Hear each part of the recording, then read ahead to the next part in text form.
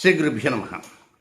2024 ఫిబ్రవరి 1వ తేదీ గురువారంతో ప్రారంభమై 10వ తేదీ శనివారంతో అంతమయ్యేటువంటి తొలి 10 రోజులలో మేషరాశిలో జన్మించినటువంటి జాతకులకి ఫలితాలు, సూచనలు, సలహాలు క్లుప్తంగా 3 పాయింట్లలో తెలియజేయబోతున్నాను. ఇక 1వ తేదీ ఉదయం నుంచి 3వ తేదీ అర్ధరాత్రి దాటిన తర్వాత 1:04 వరకు ఉన్నటువంటి ఈ సమయం అంతా కూడా అత్యంత అనుకూలంగా, ఆహ్లాదంగా, ఎలాంటి ఆవేశాలు లేకుండా ముందు కొనసాగుతూ ఉంటుంది. ముఖ్యంగా భాగస్వాములుగా ఉండేటువంటి వారు జీవిత భాగస్వాములు కావచ్చు, వ్యాపార భాగస్వాములు కావచ్చు, వారికి అత్యంత అనుకూలమైనటువంటి పరిస్థితులు వస్తుంటాయి. ఒక్కోసారి ఒకరు చెప్పిన నిర్ణయానికి రెండవ వారు కాదనకుండా ఓకే అని చెప్పడం ఇక్కడ విశేషం. గతంలో ఏదన్నా 1-2 విషయాల్లో కొంచెం నో అని చెప్పడానికి అవకాశం ఉన్నప్పటికీ కూడా ఇక్కడ మాత్రం ఒకరికి ఒకరు తమ నిర్ణయాల్ని వెలిబుచ్చుకుంటూ ఒకరు చెప్పిన నిర్ణయానికి రెండవ వారు శిరసాహిస్తూ ఉండే అవకాశాలు ఉంటుంటాయి.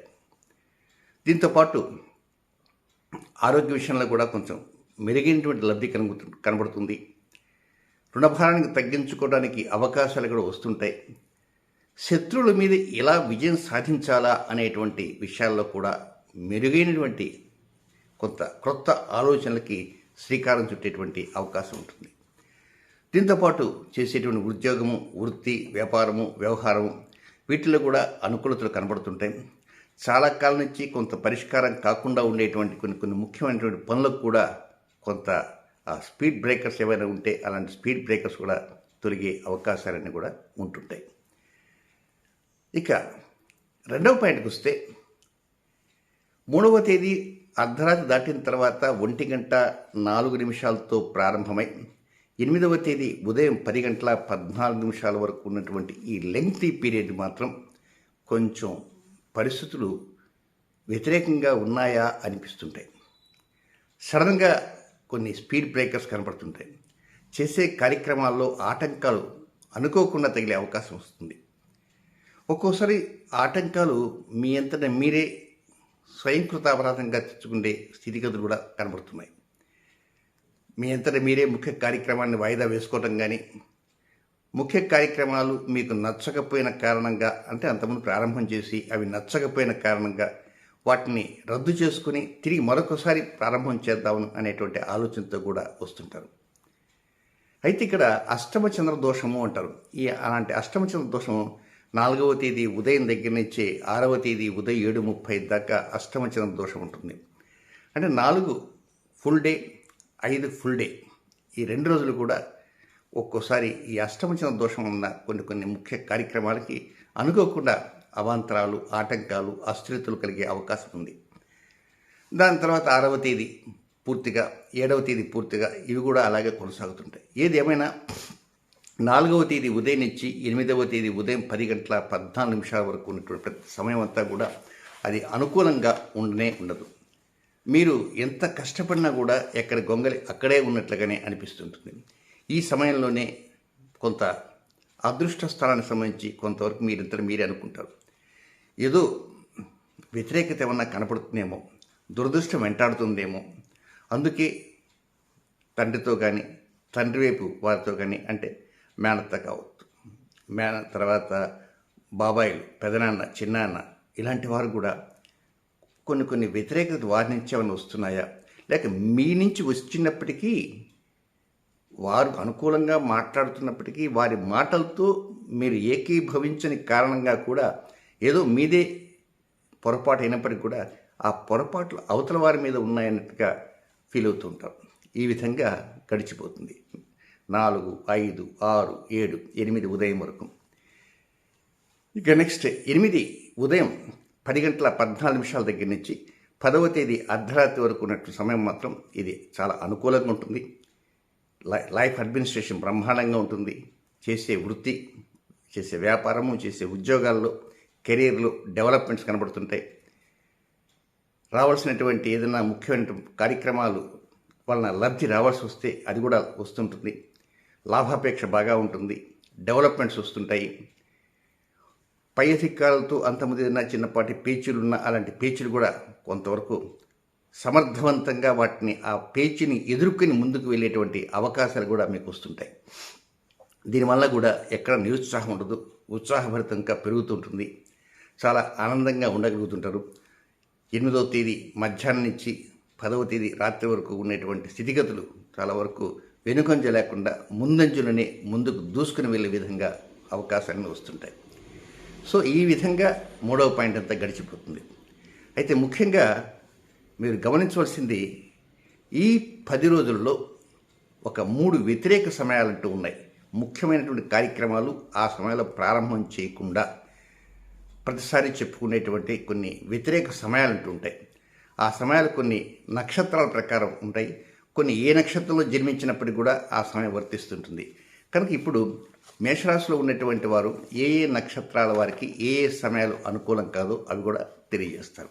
ఇక అశ్విని నక్షత్రంలో జన్మించిన వారికి 3వ తేదీ ఉదయం 5:57 నుంచి 4వ తేదీ ఉదయం 7:21 వరకు అనుకూలమైన సమయం కాదు. అన్ఫేవరబుల్ టైం, విసర్జనీయ సమయము. రొటీన్ కార్యక్రమాలు చేసుకోవచ్చు. ఇక భరణి నక్షత్రంలో జన్మించిన జాతకులకు 4వ తేదీ ఉదయం 7:21 ప్రారంభమై 5వ తేదీ ఉదయం 7:54 వరకు ఉన్న సమయం కూడా అది గొప్పగా అనుకూలంగా ఉండదు. ఇది వ్యతిరేక సమయము. రొటీన్ కార్యక్రమం చేసుకోవచ్చు. ఇక కృత్తికా నక్షత్ర మొదటి పాదంలో జన్మించిన మేషరాశి వారికి 5వ తేదీ ఉదయం 7:54 నుంచి 6వ తేదీ ఉదయం 7:35 వరకు కూడా వారికి అనుకూలమైనటువంటి సమయం కాదు. రొటీన్ కార్యక్రమాలని చక్కగా చేసుకోవచ్చు. ఇవి నక్షత్రాల ప్రకారం చెప్పేటువంటి సమయాలు. ఇవి కాకుండా మరొక 3 సమయాలంటూ ఉన్నాయి. ఆ 3 సమయాలు ఏ నక్షత్రం వారికైనా ఆ 3 సమయాలు కూడా వర్తిస్తుంటాయి. అయితే ముఖ్యంగా ఆ సమయంలో రొటీన్ కార్యక్రమం చేస్తుంటారు కాబట్టి కొత్తగా ఏదైనా ప్రారంభం చేద్దామా, కొత్త కొనుగోలు ఏదైనా ఉంటాయా అనేటువంటివి వాటికి శ్రీకారాలు చుట్టకూడదు. ఆ సమయాలు ఎప్పుడంటే 1వ తేదీ మధ్యాహ్నం 2:03 నుంచి అర్ధరాత్రి 12 గంటల వరకు. ఇక 2వ టైం 5వ తేదీ ఉదయం 5:45 నుంచి సాయంత్రం 5:24 వరకు. ఇక 3వ సమయం 8వ తేదీ మధ్యాహ్నం 11:17 నుంచి రాత్రి 9:42 వరకు. ఉదాహరణకి 8వ తేదీ టైం చెప్పా కదా, వాస్తవానికి 8వ తేదీన 3వ పాయింట్లో 8వ తేదీ ఉదయం 10:14 నుంచి చక్కగా అనుకూలంగా 10వ తేదీ వరకు లైఫ్ అడ్మిషన్ బాగా ఉంటుందని చెప్పారు.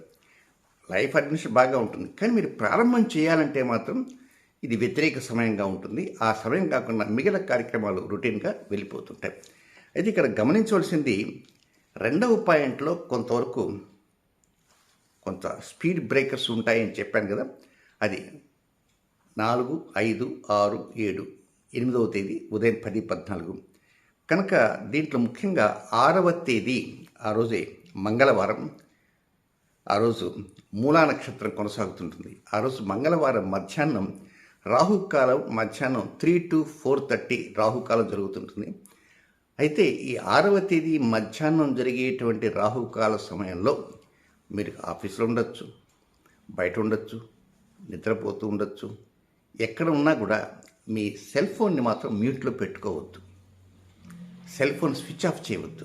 ఆ సమయంలో కొన్ని ఇంపార్టెంట్ వ్యక్తుల నుంచి కొన్ని కాల్స్ రావటం కానీ, లేదా ఆ సమయంలో ఇంపార్టెంట్ వ్యక్తులు ముఖాముఖి ఫేస్ టు ఫేస్ వచ్చి మాట్లాడవచ్చు, లేదా ఆ సమయంలో మీకంతటి మీకు ఆలోచన వచ్చి అలాంటి వ్యక్తులతో మాట్లాడాలని అనిపించవచ్చు. కనుక ఇలాంటి పరిస్థితులు కొంతవరకు అరైజ్ అయ్యేటువంటి అవకాశం ఉన్నాయి. కనుక 6వ తేదీ ఆ రోజున మూలా నక్షత్రం మీకు 9వ స్థానంలో చంద్రుడు సంచారం చేస్తుంటాడు. ఇందాక నా అదృష్టం ఏమన్నా కొంచెం వెనక్కి తగ్గుతున్నదా అనేటువంటి అనుమానం వస్తుందని అన్నాను కదా. అందుకే ఏంటంటే 6వ తేదీ మధ్యాహ్నం మంగళవారం మధ్యాహ్నం రాహుకాల సమయంలో మీరు కొంచెం అలర్ట్గా ఉండగలిగేటైతే కొంత కొత్త సూచనలు చెప్పేటువంటి వారు ఆ సమయంలో తారసపడవచ్చు. ఏదైనా మీ అంతటా మీరు కూడా కొత్త నిర్ణయాల వైపు మొగ్గు చూపేటువంటి అవకాశం వస్తుంది. కనుక ముఖ్యంగా సెల్ ఫోన్ కూడా ఆ సమయంలో మ్యూట్లో కాకుండా ఆన్ చేసి ఉంచడానికి ప్రయత్నం చేయండి. శుభం.